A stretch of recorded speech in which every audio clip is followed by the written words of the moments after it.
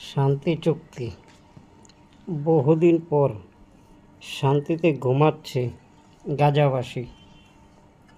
Hamas ও ইসরায়েলের শান্তির ঘোষণার পর গাজায় ইসরায়েলি ড্রোন, যুদ্ধবিমান ও কামানের গর্জন থেমে গেছে।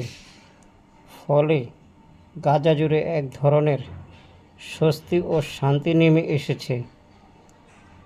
বহুদিন পর একটু শান্তিতে ঘুমাচ্ছেন গাজাবাসী। আল জাজিরা প্রতিবেদনে এমনটা জানানো হয়েছে। গাজায় সংঘাত বন্ধে মিশরে গত সোমবার থেকে শুরু হয় হামাস ইসরায়েল পরোক্ষ আলোচনা। টানা 3 দিনের মাথায় বুধবার 8 অক্টোবর মার্কিন শান্তি পরিকল্পনার প্রথম দফা কার্যকরে একমত হয়েছে ইসরায়েল ও হামাস। রাতেই যুক্তরাষ্ট্র, কাতার ও মিশরের পক্ষ থেকে নিশ্চিত করা হয়েছে।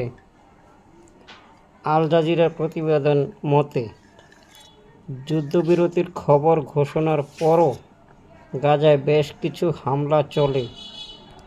ইসরায়েলি যুদ্ধবিমানগুলো গাজা সিটির পশ্চিমে বোমা হামলা চালায়, যা আল শান্তি শরণার্থী শিবিরের অন্তত একটি বাড়ি আঘাত হেনেছে।